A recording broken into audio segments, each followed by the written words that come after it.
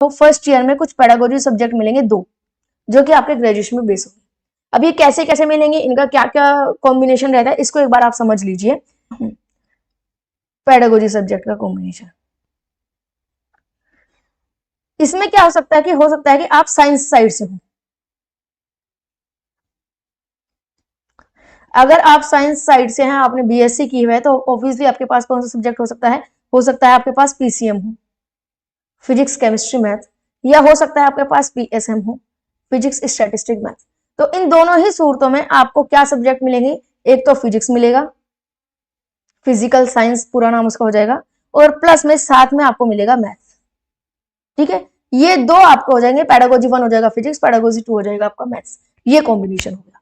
अब इसी में ही साइंस में ही अगर आपके पास हो बायोलॉजी, साइंस में ही, साइंस के अंदर ही अगर आपके पास हो बायोलॉजी सब्जेक्ट हो, बायोलॉजी सब्जेक्ट हो, ठीक है, तब उस स्थिति में क्या होगा? उस स्थिति में आपके जो सब्जेक्ट्स हो जाते हैं उसमें आपका एक बायोलॉजिकल साइंस हो जाता है, प्लस में मैथ्स हो जाता है। तो ये दोनों सब्जेक्ट मिलते हैं आपको। ठीक है, ये आपकी खुद की चॉइस नहीं होती, जो आपका ग्रेजुएशन में उसके बेस पर मिलता है। अगर आपके सब्जेक्ट में ग्रेजुएशन में बायोलॉजी है तो आपको बायोलॉजी और मैथ्स मिलेगा। अब इन केस अगर आप है कॉमर्स साइड से, आपने बीकॉम किया हुआ है, कॉमर्स साइड से हैं, तब आपको क्या क्या कॉम्बिनेशन मिलते हैं वो देखिए। एक तो आपको कॉमर्स मिल जाएगा, ठीक है, कॉमर्स के साथ या तो आप मैथ्स ले लीजिए, या फिर कॉमर्स के साथ, कॉमर्स तो आपको मिलना ही कंपल्सरी है, कॉमर्स के साथ या तो मैथ्स ले लीजिए या कॉमर्स के साथ आपको एसएसटी मिलेगा, और कोई कॉम्बिनेशन नहीं मिलता, या तो आपको सोशल स्टडीज मिलेगा या आपको मैथ्स मिलेगा। तो ये चीज ध्यान रखना है। अब अगर बात आती है आप आर्ट्स साइड से हैं, आपने बीए की हुई है, आप आर्ट्स साइड से हैं, तब आपके पास कॉम्बिनेशन क्या हो जाता है? आपके पास हिंदी सब्जेक्ट हो सकता है, ठीक है, आपके पास इंग्लिश हो सकता है, संस्कृत भी आपका आ जाता है, लैंग्वेज कुल मिलाकर लैंग्वेज हो गई कि कोई भी लैंग्वेज मिल सकती है। इसके साथ साथ आपका एसएसटी हो जाता है। बहुत ज्यादा कॉम्बिनेशन का ऑप्शन आपको नहीं मिलता है। ऐसा नहीं कि आपको अलग से पॉलिटिकल साइंस मिलेगा, अगर आपके बीए में मान लीजिए आपके पास पॉलिटिकल साइंस है तो पॉलिटिकल साइंस आपको मिल जाएगा, नहीं, इतना ज्यादा डीप नहीं मिलता।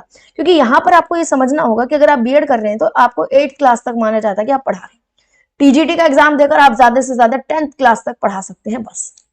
अगर आपको 12th का पढ़ाना तो वो पीजीटी होगा, उसमें बीएड की जरूरत नहीं है। बीएड आप कर रहे हैं तो मतलब 8th या 10th क्लास तक आपको पढ़ाना है, ठीक है। तो 8th या 10th क्लास में आपके अलग से सब्जेक्ट नहीं होता कि पॉलिटिकल साइंस के लिए अलग से टीचर रखेंगे, एक टीचर एसएसटी के लिए रख लिया, वही सारे सब्जेक्ट्स पढ़ाएंगे, ठीक है। एक टीचर मैथ्स के लिए रख लिया तो वही पढ़ाएंगे, तो अलग से सब्जेक्ट नहीं होते। तो उन स्टेज में 8th 10th क्लास तक आपको जो सब्जेक्ट होते हैं वहां पर, वही सब्जेक्ट तो आपको यहाँ पर मिल सकते हैं।